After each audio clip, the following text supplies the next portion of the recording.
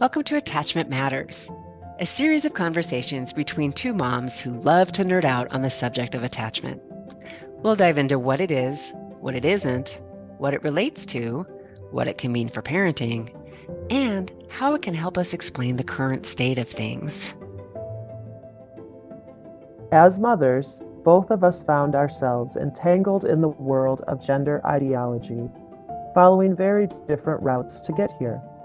What we share in common is how the attachment framework has helped us to untangle these threads and better understand and fulfill our responsibilities as mothers in both the beauty and the challenge of these times. In this episode, we dive deeper into the alpha instinct and nature's intent for the structure it's meant to create. We caution parents against viewing their children as their projects to be sculptured and encourage viewing attachment as a developmental process, all the while acknowledging the cultural waters we're swimming in that make this all so difficult. We know there's more to be said about boundaries, and we'll continue that conversation in the next episode.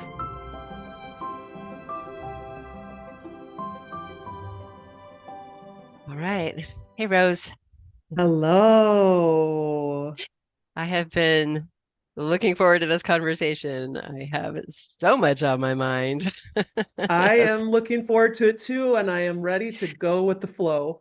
Yeah, I think we opened up Pandora's box last month with the conversation around alpha, and it's time to dig into that and maybe apply it Yes. to things that are happening in today's world. Yep, let's do it. Okay. I thought it might be a good idea to just quickly review the summary last week, Okay. about, Neufeld's ideas around dependence and how attachment facilitates dependence and why that's a good thing. Right. Right. Yeah. Yeah. And I had just before getting on our session today, our recording, I was listening to the 20 some minute video, The Wisdom of Dependence, keynote address that we had included in the show notes from last episode. So I just want to start off by encouraging people, if you haven't already, it's not too long, about 26 minutes, and it enters into this alpha material, but through that lens of sort of comparing and contrasting worldviews almost, Hmm. or philosophies, almost cultural, what we swim in currently as a culture with regards to um, the value of pushing independence as an Hmm. objective Hmm. versus cultivating secure, a relationship of dependence in order that independence be the fruit of that process. And so he enters into alpha through that, which I think is really helpful. It was helpful for me to sort of refresh myself in that way, Hmm. with Hmm. that that idea that Neufeld is not saying independence is bad. Don't want your children to be independent. Don't want your children to become independent. That's not at all what he's saying with this alpha construct. And the attachment, facilitating dependence idea. It is actually that it's our approach to it that's off. That pushing it prematurely, you know, is more of that sculptor approach. We're going to shape behavior Right. versus allowing our child to be safe to depend on us, which is Hmm. going to make them receptive to receiving our care, Hmm. Hmm. which is what he calls kind of that alpha is the structure that nature has designed for the delivery of care. So if our child doesn't feel safe to depend on us, Yeah. and therefore isn't open to attaching to us, because that's the structure of attachment, that hierarchical structure, then they're not going to be open to receiving our care. They're going to seek it somewhere else. Right, right. I had written in my notes, attachment facilitates dependence, and by doing so, in turn, facilitates independence. That it's this, Right. and it brings to mind again that phrase that I've said before, loved, held, guided, and never alone. Yes, I was thinking about that this morning. Yes. Yeah, I was going to ask you to repeat that mm, phrase today. mhm, mhm. Loved, held, guided, and never alone.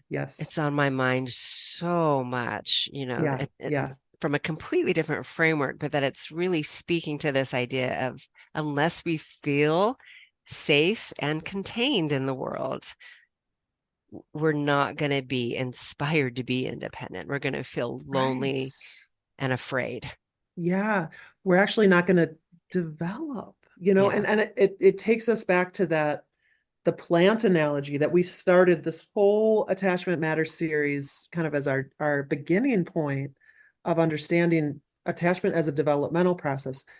So we can look at, again, this is another lens to see that through, that same plant and the depth of those roots going deeper and being secure depending on Mother Earth, that relationship of the plant, its roots, and its dependence on that soil to provide what it needs is what facilitates the growth and ultimately the fruit. And Hmm. that analogy of the fruit for him is this idea of being a viable being, that Yeah. you can go on to create, to be a seed, to be your own seed, to grow a new Hmm. plant that can stand on its own. So I mean, to me, this is profound. I mean, it's so profound, and Me too. Yeah. that's the idea that our the we don't see it. The roots are covered. They're under the earth. So these relationships of dependence, of attachment, are the unseen, doing that Hmm. work to allow for the fruition of independence. Yes, I love that. I wrote down the word secure as you were talking because I just want to point that out around the loved, held, guided, and never alone, that has become my description for what secure attachment feels like. Yes, that's That's, beautiful. yeah. And I love that you bring up Mother Earth, because I think as parents, we have to figure out how to feel that ourselves. Yes. Like we talked about in the episode where we were talking about cascading care, and Yeah. in order to provide that, Yeah, I agree. you It know, makes it a lot easier. I'll just put it that way. well, how else do you know how to do it? When you Yeah. talk about how profound Yeah. this Oh, is, yeah. I think I think that's what makes it profound. It's such a different orientation to it It is. that secure attachment yields more security, right? Like that's the Yes. gift, is then it does cascade down into the generations. And so Yes. it becomes this imperative once we understand this to Yeah. figure that out for ourselves so that we Yeah. can break that generational pattern essentially. And Yeah. That cultural pattern, because it is yes, totally, and absolutely. every time I hear a Neufeld faculty person, in the courses I've taken and whatnot, say, this is counter cultural. I mean, Yes, it's hard to totally let that sink in, the enormity of right. how countercultural this is, because it's Agreed. not like alternative granola lefty countercultural. No, it's countercultural to that too, and maybe even more so in some ways. It's almost countercultural because it is almost more traditional, you know? Okay, well, let's jump Yeah, in there. yeah, I yeah. mentioned to you before hitting record that I wanted to talk about the concept of non-attachment, which might fall into that, lefty granola um culture you're talking about. I don't know. Do you kind of see it there Well, or well, mhm, when you say non-attachment, what mhm, comes to mind for me is Buddhism. mhm, Like mhm, going to reading Pema Chodron, who, is a Western Buddhist, practitioner and writer. Okay. She was wildly popular, in my 30s with sort of my peer group. And I don't Um, know the name. oh, you So, don't? Okay, that's why I mm-mm. wanted to say who she was. But Okay. yeah, so comfortable with uncertainty. Like she has a lot of different books that were just sort of for a Western, Uh-huh. audience. And so yeah, going to meditation, you know, practicing equanimity or really going or Thich Nhat Hanh. That when I Mm-hmm. hear non-attachment, I go straight to Buddhism, like a Mm-hmm. westernized Buddhism. I That's definitely know Thich Nhat Hanh. where I Yes. go. Yeah. Mm-hmm. Mm-hmm. Okay. Yeah. Um, and I know this came up in our very first conversation Hmm. as we were talking about what attachment isn't, or Yeah. some of the conflicting concepts out there. Yeah. Yeah. Absolutely. And it and and maybe it's just unfortunate naming. Totally. Okay. Totally. Because last in our last conversation, we were talking about some of the requirements of an alpha and or being in that alpha energy, what that looks and feels like. And we were talking about, I think you used the words, it has to come from inside, I think you Hmm. said, and that Hmm. drove you kind of crazy. Hmm. And when you Yes. said that, like I knew immediately what that meant. Yeah. It was something that I don't think maybe it had come in, over the years, but I felt like I figured it out, that this was Mm. what I needed to do to feel better.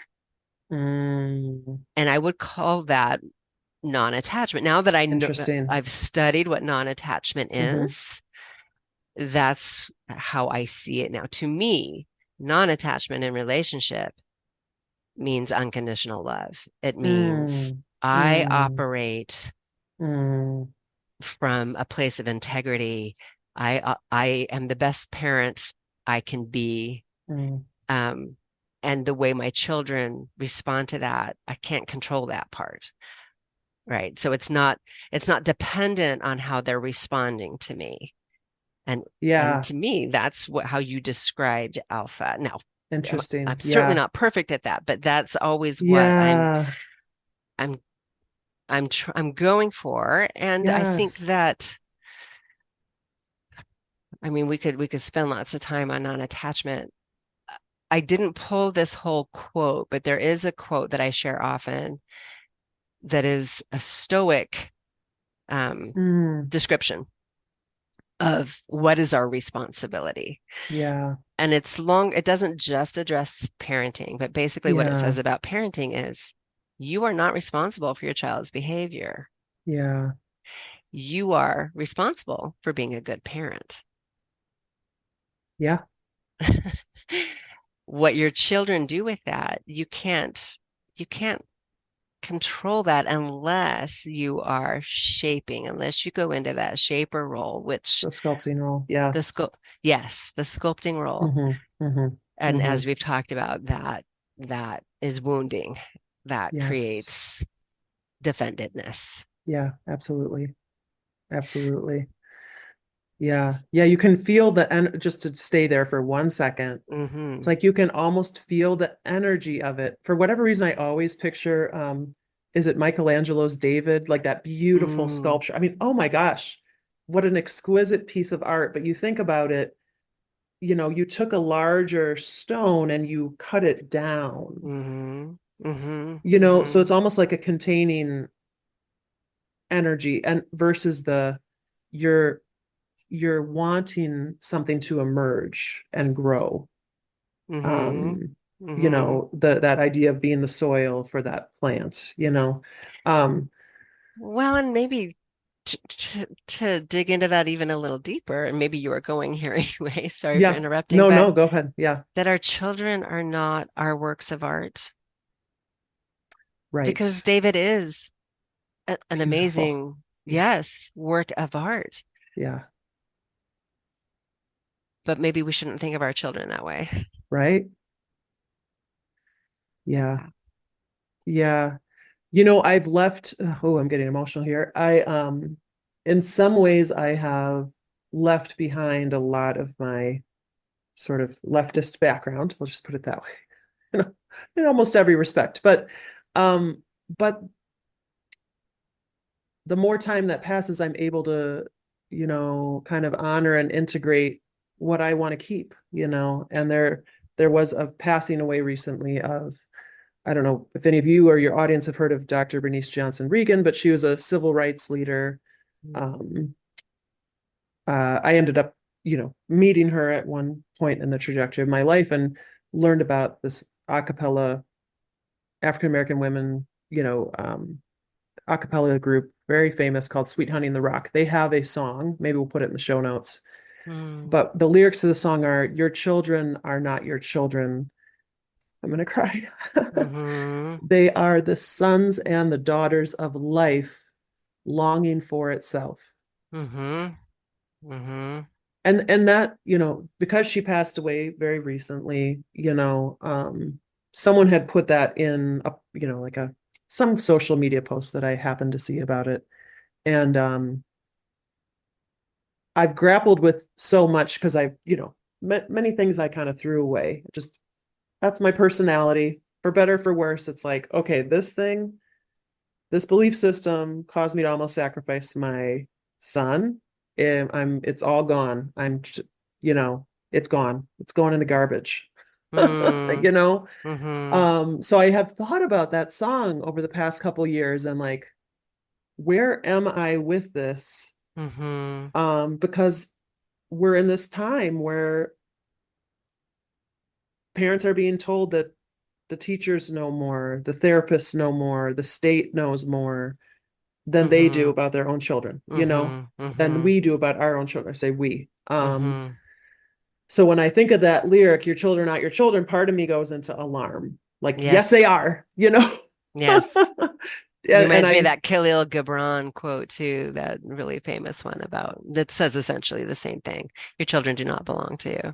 that song probably Hmm. is based on that. I'm Yeah. thinking now that it's quite possible that that's probably it Hmm. could be the source of those lyrics. So, yeah. So, but when I'm not in that place of alarm, I can feel more open Hmm. to,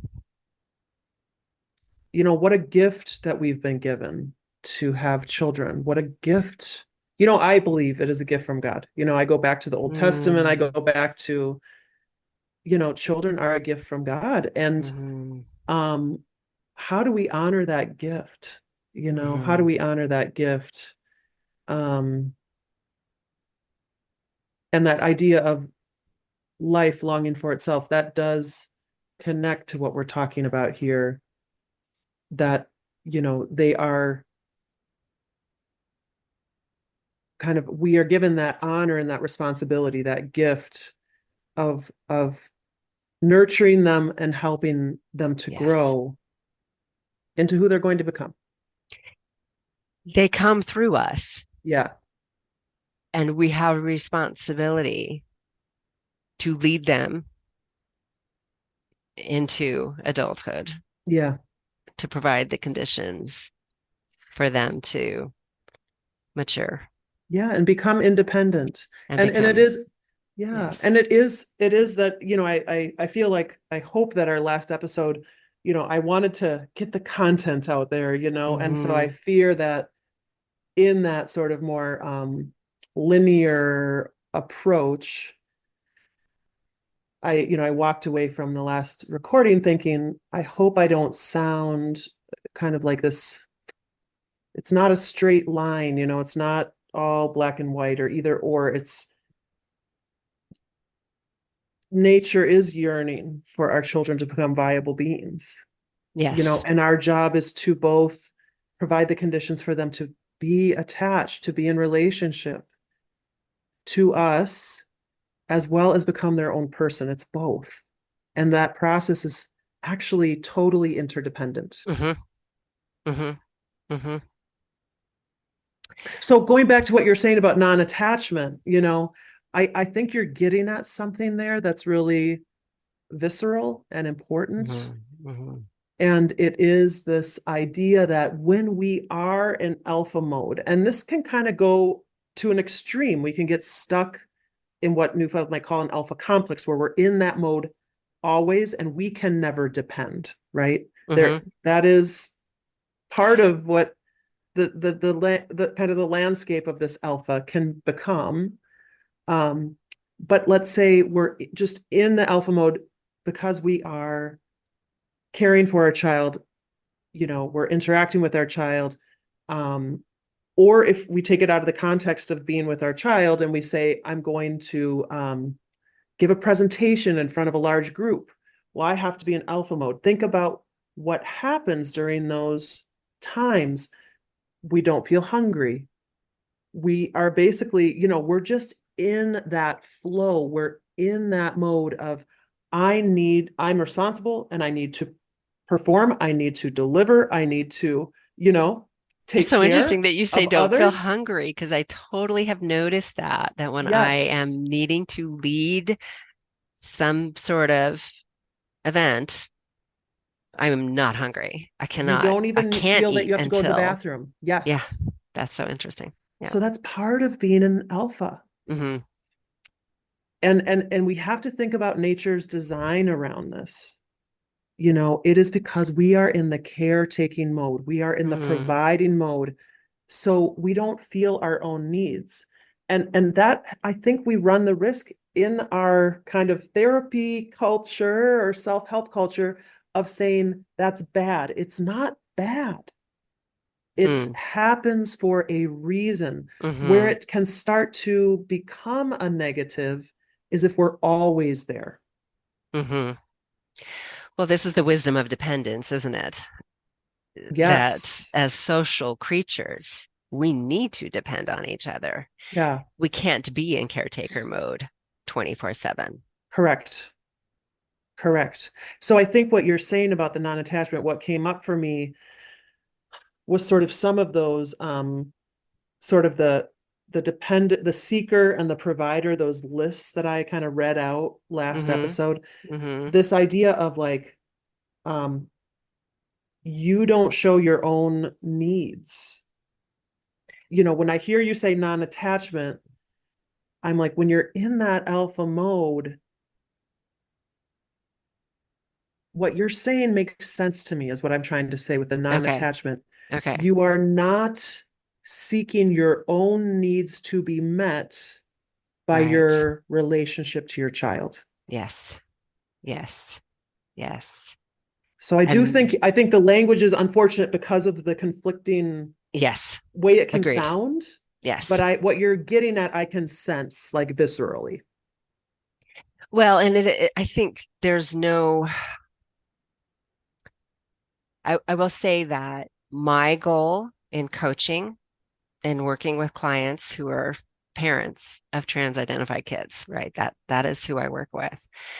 I am working with them ultimately toward inner peace. Mm-hmm. And I feel called to do that. I think that's what Mm-hmm. the world needs, is more Mm-hmm. people who can access inner peace, Yeah. know what that feels like, and show up in the world in that way. I think Yeah. that leads to a more peaceful world. And that you can't, uh, inner peace is independent of external circumstances. Yeah. To me, that is non-attachment. Mm. However, what it is dependent on is us feeling Yeah. loved, held, Mm. guided, and never alone. And that's why Mm. I think it is so important as the alpha Mm-hmm. or as a human, you know, Mm-hmm. to find what provides that for you. Mm-hmm. Mm-hmm. And it usually is. In fact, I can't think of another way, unless you came out of childhood with secure attachment, Mm-hmm. like fully Mm-hmm. secure attachment. Mm-hmm. It's dependent on faith in something larger than yourself, whether it Yeah. is a religion. For me, it's more, I capitalize the L in life. I think there is an Mm-hmm. intelligence to life Yeah. that gives me that sense. You know, I I am absolutely on board with the term Mother Earth. And I feel loved, held, guided, and never alone, you know, Mm-hmm. through Mm-hmm. that and Mm-hmm. through um being in tune Mm-hmm. to my inner voice, right? Which Yeah. I think we all have once we get through the defenses. There is that core in us that is always attached Mm-hmm. and is Mm-hmm. attached to that larger system. So I know we're Mm-hmm. we're we're getting way philosophical here in a way that I hadn't necessarily intended to in this episode, but just to kind of put that out there, Mm-hmm. that it's important, I think, to find what you can surrender to. Well, Yeah. And the idea of a forever relationship yes. and Yes. and um, you know, that's personal. So I think of, that's what when it's the love held, guided, and never alone.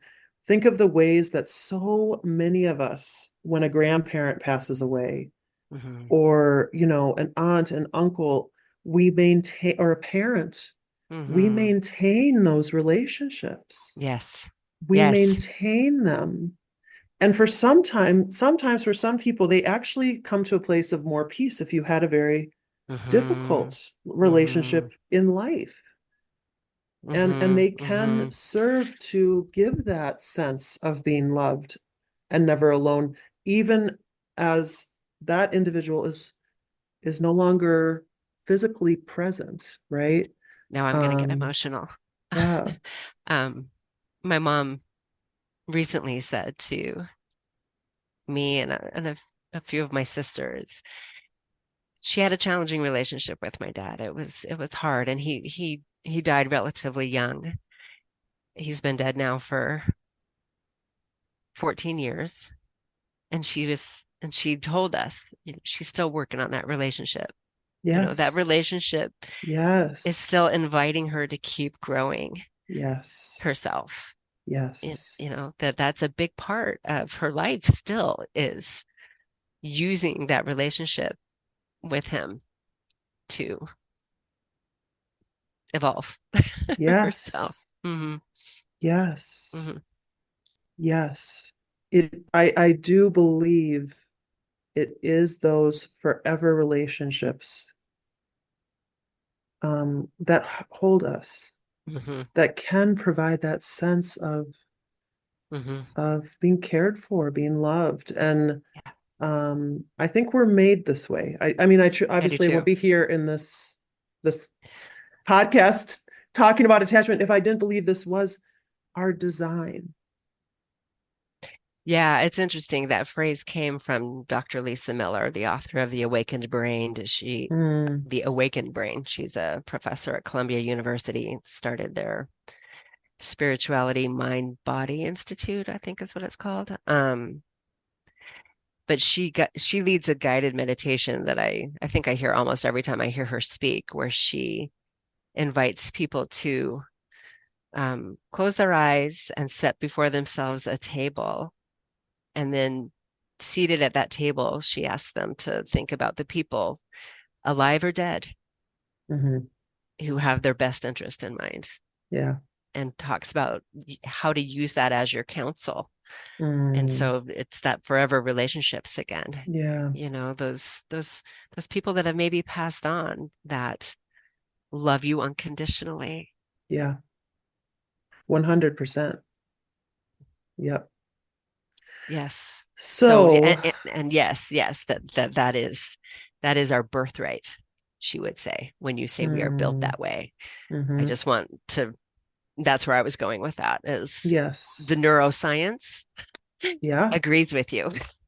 Yeah. Well, and I Yes. mean, obviously I'm coming to this place because of, Dr. Neufeld's work, and that's what he draws upon as well, not just the past theories and the research, and but it also is the more, you know really kind of cutting edge neuroscience. He would argue that uh, there's so much that we could understand through neuroscience if they had the theoretical framework of understanding Mhm. the pieces he's put together around Mhm. attachment and development and emotion and all of these things. But I agree with you that from my very, very superficial understanding that the neuroscience does align Mhm. Mhm. with Mhm. so much of what we're And I discussing actually, here. yeah, I did link an interview with her Mm-hmm. in one of our episodes. It might have been episode 6. So, okay.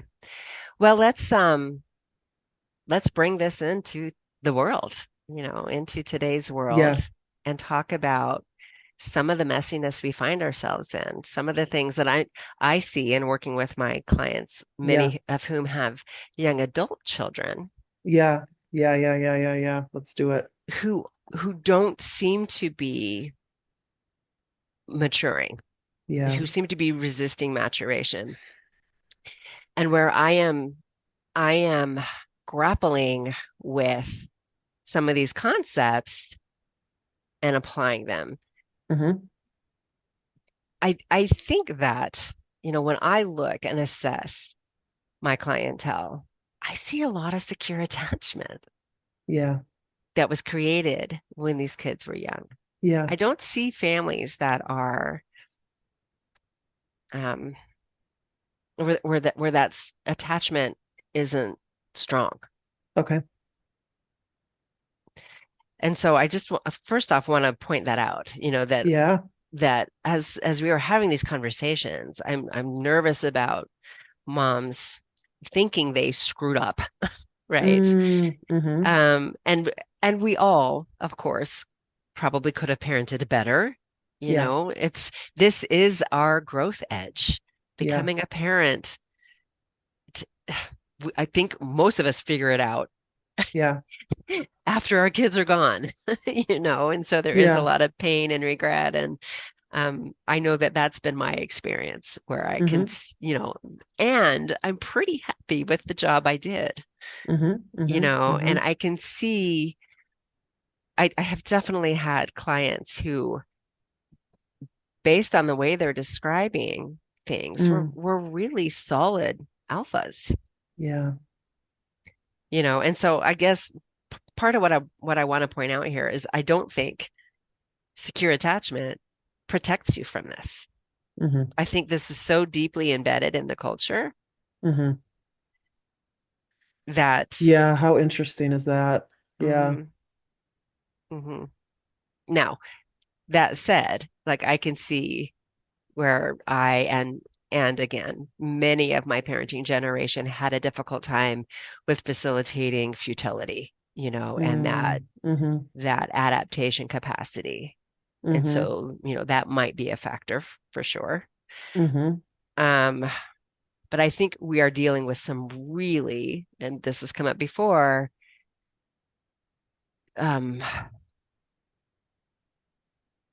I'm trying to think of the right adjective here, but cultural obstacles that make keeping our children oriented toward us the most challenging task, I agree. nigh impossible. Yeah, I agree. I agree. And I think too, something we touched on before, amongst those cultural obstacles are technical obstacles. Mm-hmm. Mm-hmm. Mm-hmm. Mm-hmm.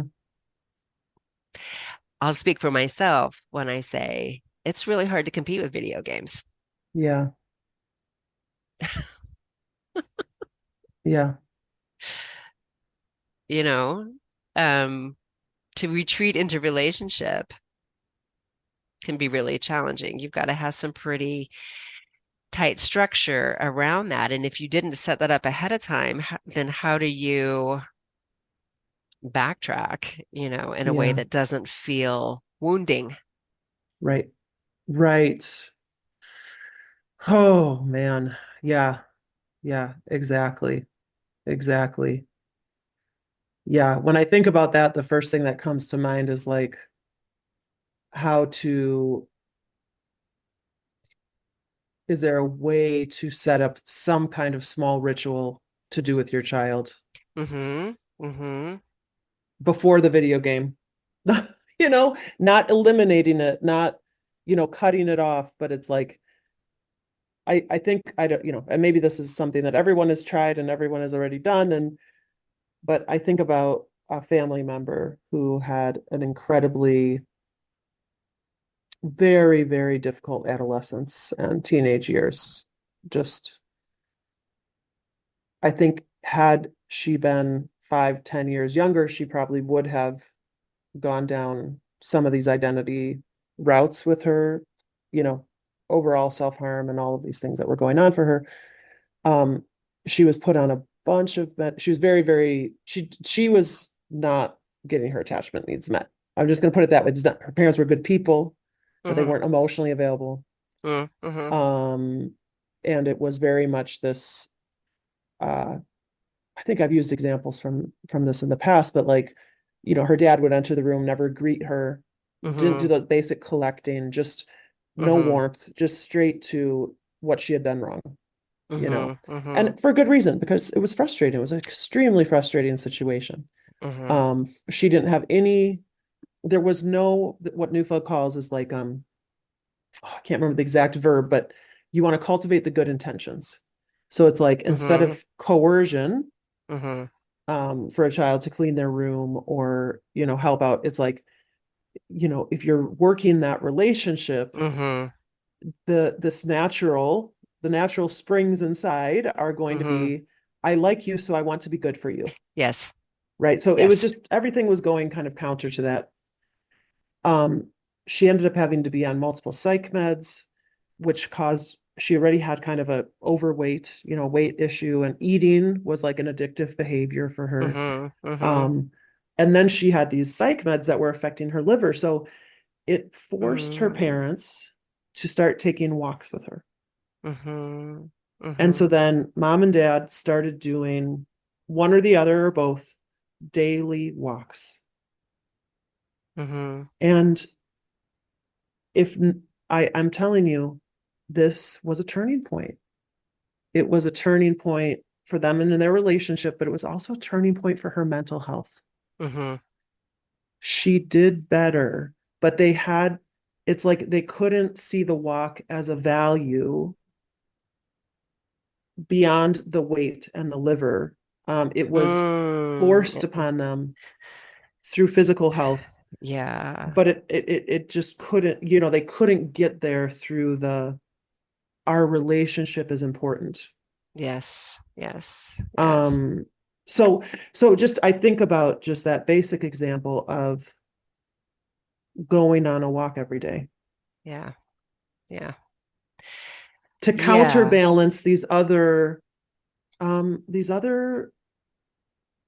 poles, these other, hooks that are Mm-hmm. pulling Mm-hmm. in so many other directions. Mm-hmm. Mm-hmm.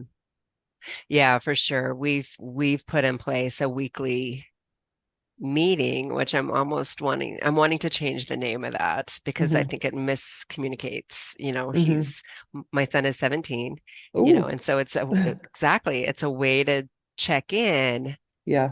you know. But my husband, I think, then sees it as accountability. And so at times it Mm, has felt that way, where I'm wanting it to be a connection point, yeah. and most recently he forgot about the Monday Mm-hmm. meting and Mm-hmm. Mm-hmm. wanted to get together with his girlfriend. She was coming over, and I was like, whoa, whoa, whoa, wait a minute. It's Yeah. Monday, right? Yeah. Like, Monday is our time, Yeah. and I had to hold the line, and it was hard, Mm-hmm. to hold that line that day Mm-hmm. without, again, it's this delicate dance of I don't want to create this us versus them situation, right? I don't want him to come to this connection point with resentment. And so Mm-hmm. then I had already bought dessert for Yeah. the night, and I threw all accountability out the window. and talk to him about video games, right? Totally. And he got up and like cleared the table without being asked. He He's was supposed being to good take the for trash you. out. That's right. He was being That's good right. for you. He sat down grumpy, Yeah. expecting accountability. And as soon as I asked him what his favorite video game was and asked him curious questions about that, the energy totally shifted. And yes, then he chose to be good for me. Yeah. So, Well, it wasn't even a choice. It was an inner instant. spring. Okay, It was an interesting. inner spring because he liked you.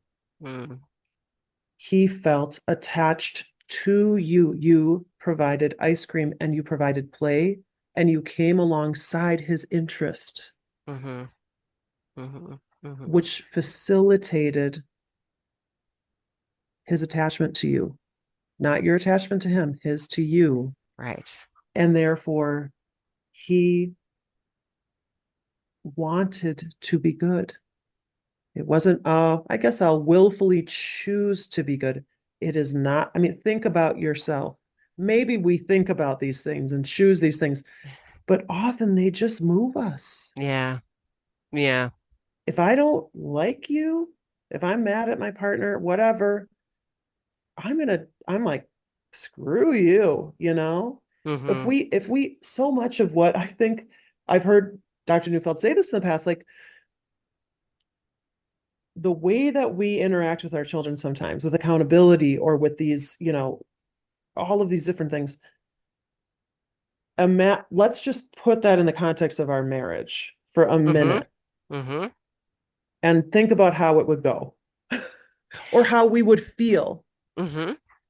to be on the receiving end of some of this stuff. And it's not that we don't want our kids to be accountable or we don't want to help them be responsible and have expectations. It's not an either or, but it is kind of a shift in the approach. Absolutely. And I want to come back to the profundity here that you mentioned in the beginning. I'm sorry, excuse me. And and what a reorientation this is. And so I'm going to come back to that thing that I shared last time about using resentment as a cue. It was one of those moments where I could sort of bring awareness to what was happening inside me when it came to Mm-hmm. my kids. And I want to speak to something that I think you'll recognize, and I think a lot of listeners will recognize, and that is when our kids resist us and our feelings get hurt, Mm-hmm. our our drive to punish that. We want to Yes. Oh make, gosh. if they Oh, make, right? oh, it's so intense. And Happens to me all the time. Yep. it so, and this is going to come back to the non-attachment thing and how I Yeah. used that awareness. Got it.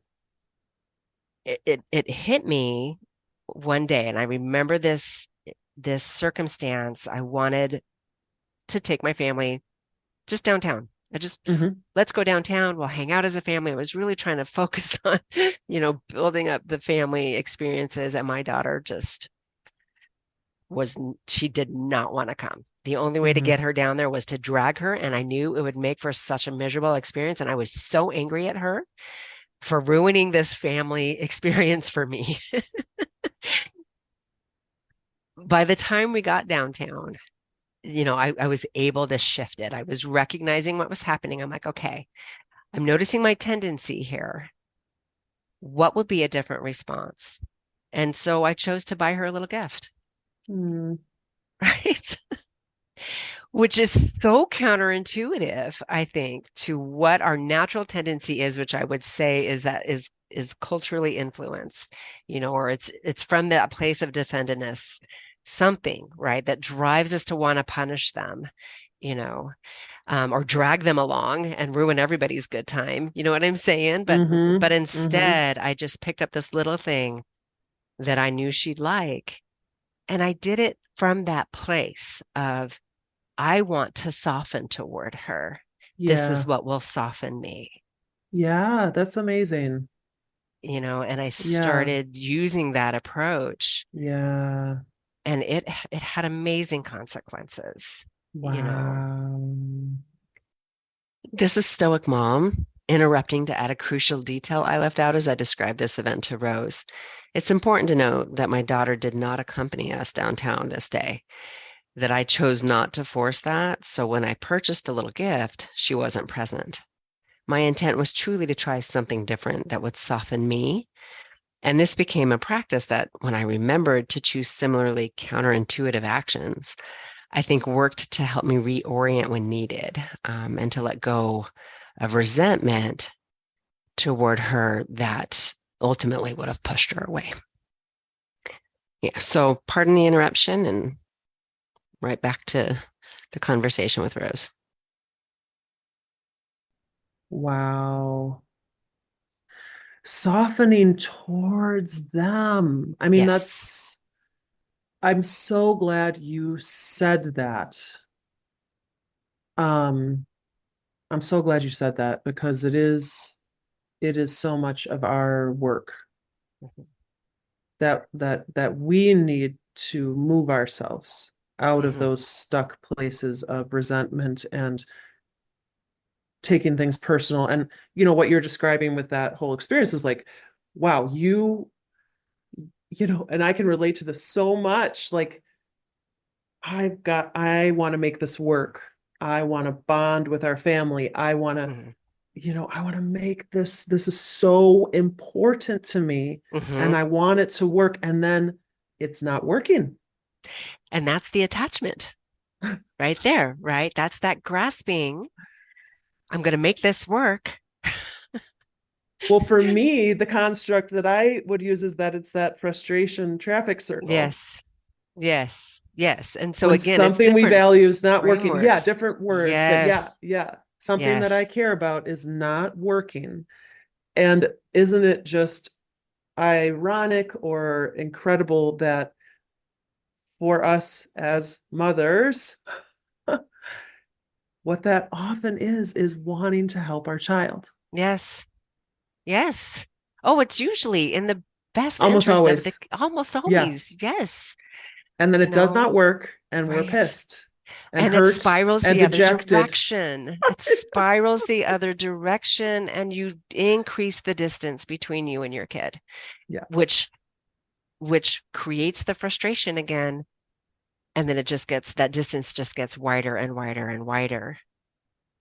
Yes. And so that's where I wanted to bring back up that profundity of, if you can Mm, keep this stuff in mind, yeah. you snowball the other direction. We're talking Mm, about exponential um, movement yeah. in either direction based on Yeah. how how conscious you are, I think, Yeah. of how you are showing up and the impact it is having. Yeah.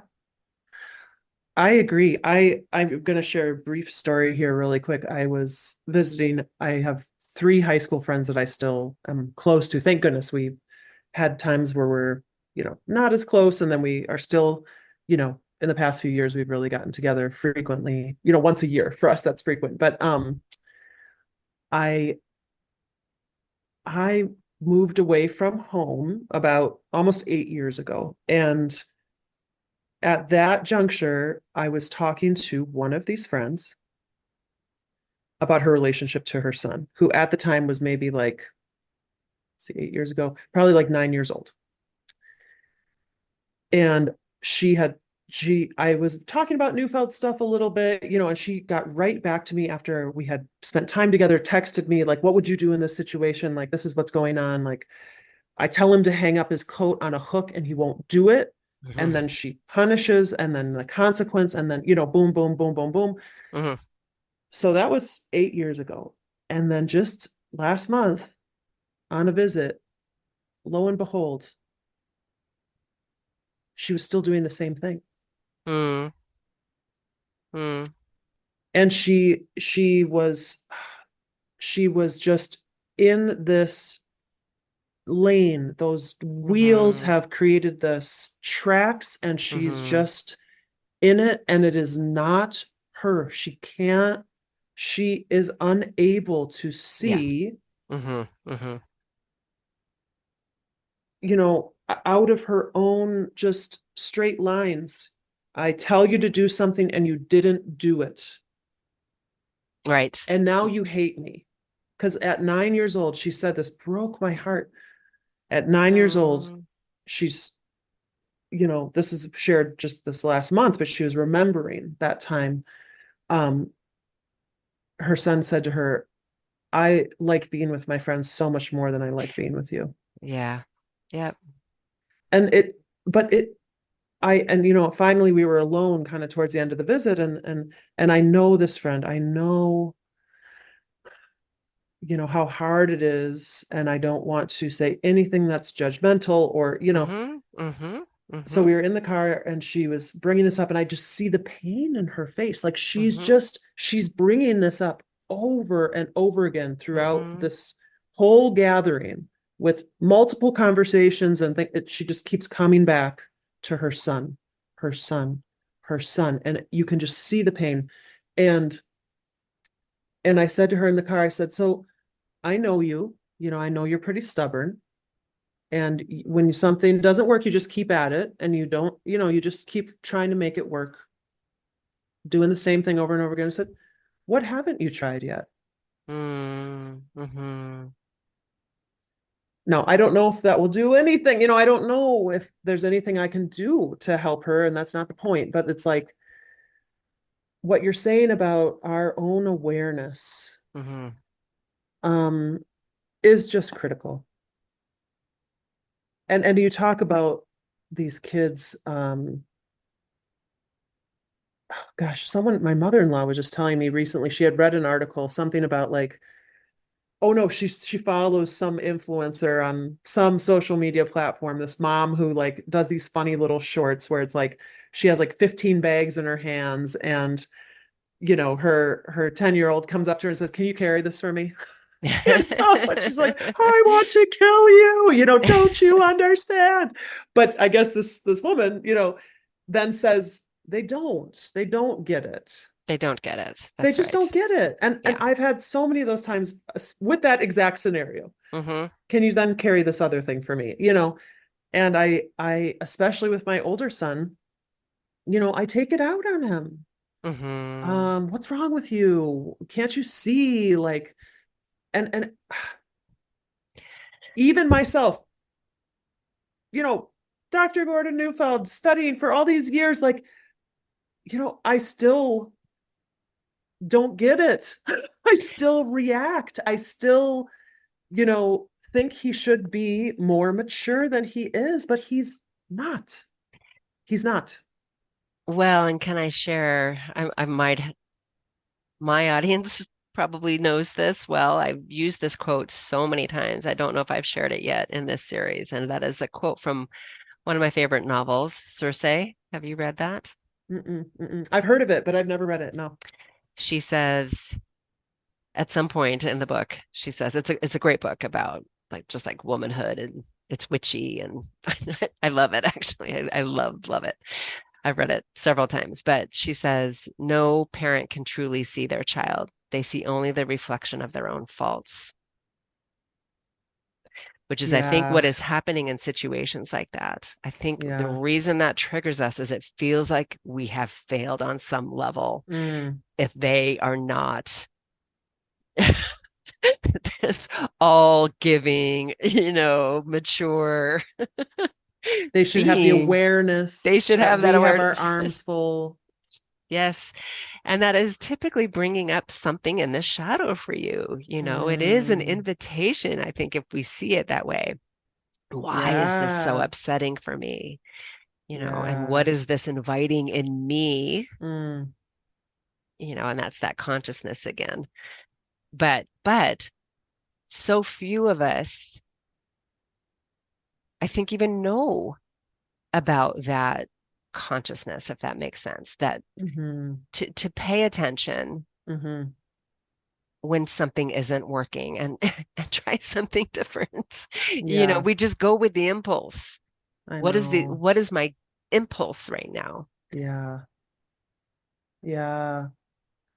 Yeah, and the behavior, we see the Yes. behavior and we react to the behavior, and it makes perfect sense, Mm-hmm. and this Mm-hmm. is what, kind of bridges to one of the things that has just kind of come up in this past few minutes of conversation for me, this idea of self-acceptance. Mm-hmm. And Mm-hmm. yeah, I'm kind of like getting a lot of different ideas at once here, so I'm trying to follow the Mm-hmm. train of my own thought. What you said about that quote really brings this up for me, where it's very hard in that moment to have that awareness because you're just reacting, right? But in the time when we can have a more reflective state, Yeah. you know, that's when we can start to, yeah, just develop more awareness of like, what am I not accepting in myself Mm-hmm. that I therefore cannot accept in my child, or I'm trying to extinguish in my Yes. child? Yes. Yes. Yes. I'll say first off, it's a practice. Mm-hmm. Um, and that awareness on the other side is often how it starts, Yeah. is kind of catching yourself on the other side going, oh, I did it Damn again. it. Yeah. Yeah, I did it again. Um, but the more you notice that, Mm-hmm. the closer you get to being able to catch it in the moment. Yeah. But that idea that you say about wanting to extinguish it in them is, gosh, where to even start with that, I think. I think we come into parenting looking for redemption in, Oof. in so many ways. And the way we're going to find that redemption is by raising these perfect kids. Mm. And so they are that reflection of how we're doing, and what we Mm. recognize at some point is, oh no, that's not the game at all. Right? Mm. Mm. The real growth is in this. It's in Mm-hmm. developing that capacity to notice the impulse and to bring Mm-hmm. consciousness to the moment and to Mm-hmm. choose something different, something connecting, Yeah. something that softens you, Yeah. because that is the only way your child softens. Yeah. Totally. They cannot soften to you if you are not in softness. Yep. And again, that's not obstinance, that's instinct. Yeah. Exactly. That's so important to understand. And a lot of it takes me back to the alpha Hmm. construct and the alpha conversation, that one of the hugest things and profoundest things about, the Neufeld approach to me is coming out of this place where I saw behavior as willful Right, right. versus instinct, Hmm. and being moved by emotion, not, Hmm. and especially for the immature, for children, anyone who doesn't have integrative functioning, which is impossible, right? For physiologically impossible for a child before like 7 years of age at minimum. And then it goes away in adolescence again. And ideally will come back as they, are emerging into adulthood. But like at times it is physiologically impossible. If someone is Hmm. immature, it's just impossible. They Hmm. haven't integrated yet. Hmm. So we may be frustrated with that, but it's just what is. Hmm.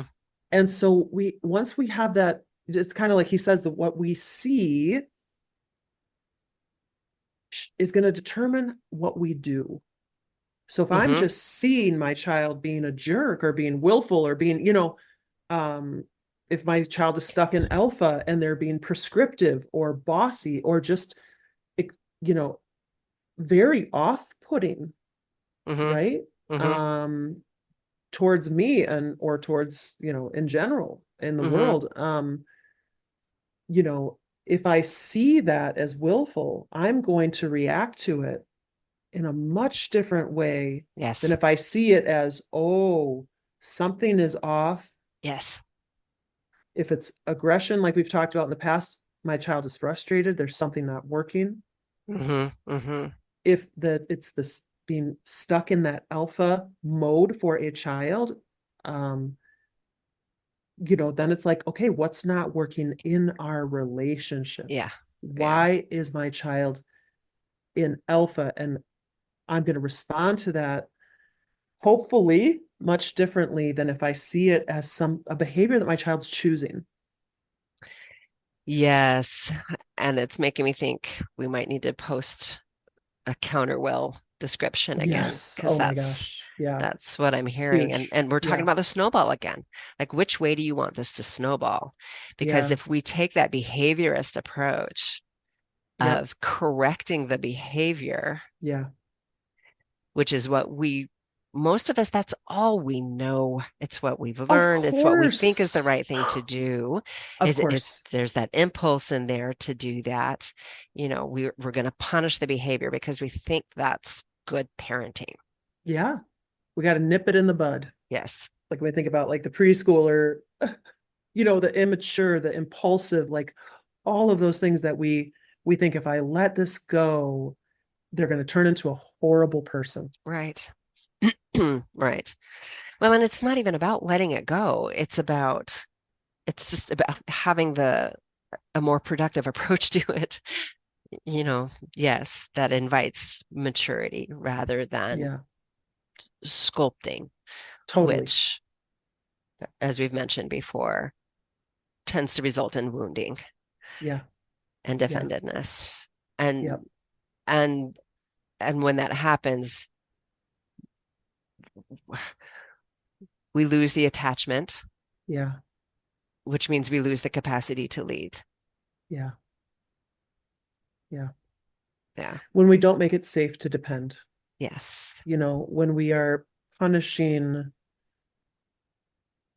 certain things that, yeah, when we're either wounding or we're punishing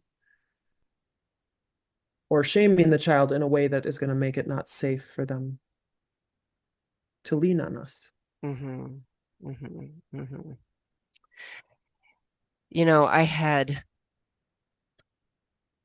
it's funny, I had a whole other direction I wanted to go today that we didn't Interesting. We get didn't go to. there. Oh no. Do we Well, have no, time? this was definitely part of it. And it was, I loved today's conversation. Okay.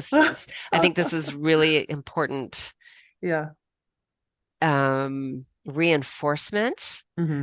Hmm. and descriptions that I'm hoping will make this accessible, Yeah. because it is so challenging and different than what we think we're supposed to be doing for so Yeah. many of us, Yeah. So I think this was really, really a really important conversation that I think has really deepened what we've Yeah. talked about so far. Totally. Which direction did you want to go though? Now I'm so curious. Well, and I do think it's important that we come back to it. Well, again, talking about those parenting relationships with young adults who don't seem interested in growing up Oh, yeah. Yeah. and what is factoring into that and how to Oof. navigate that. Yeah. But I think this conversation will make it. I'm glad we had this conversation first, Okay. and I think that then we can hopefully dive into that again next time.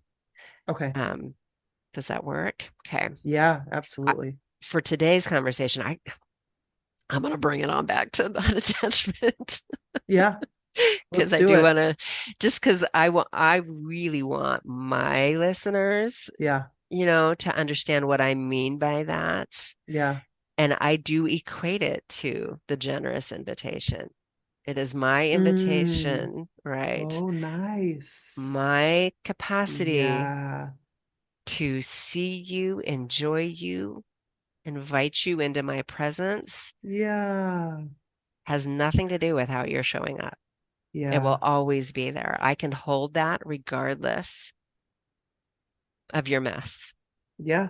And to me, that's what I mean by non-attachment Yeah, and to me it's just that's the warm alpha. and unconditional love. That's Hmm. the warm alpha. I'm good. Hmm. Maybe you do need to walk away and the next day sob and cry Hmm. and lean on. your Mm-hmm. spouse or Mm-hmm. God or someone else because you are grieving and there's things that aren't working. Mm-hmm. But in vis-a-vis your presence with your child, you're good. Yeah. You are able to give that generous invitation. Um, it doesn't mean that you Yeah. don't feel, but it's just that you're not having them provide the care for your feelings. Now, Does that make maybe sense? it does. This was on my list too, that idea of Yeah. hiding your needs. Yeah. And I've had to do some grappling with this lately Yeah. myself. And I do think it is important, though, to share when you're feeling hurt by the behavior sometimes. If it is, you know what I'm saying? There's got to be some boundaries communicated too, Yeah. I think, and I agree with what you're saying. I agree with what you're saying. And I don't want to send a message where it's like, um, where what I'm trying to talk about with that generous invitation is that more permissive parenting or right. even gentle parenting. Those two things for me are not the same. I agree. Thank you. I don't Okay, have a problem with gentle parenting. I don't think it's the same as permissive parenting. I think they get got it. conflated, but go Okay. ahead. Okay, got it. And I haven't spent a lot of time trying to tease those apart because it's just not my framework or language, but Hmm. um I absolutely agree with you that we need firm boundaries, and that is the role of that alpha Hmm. Hmm. within that generous invitation to communicate those Yes. for Yes. sure. Yeah. Yeah. These are challenging conversations, and I think they're important conversations. And the feedback I'm getting, about this content is also profound. So, yeah. Glad we're in it together. Yeah. Yeah. Um, this is the August episode. We'll be back in September. Yeah, I'm Um, looking forward to it. any last words for this one? Thank you all. Yeah. Thank you for listening. We hope you take something of value from our conversation today. Please check out the show notes for additional resources, including a prompt for reflection. We welcome your feedback in the comments and hope you join us for the next episode of Attachment Matters.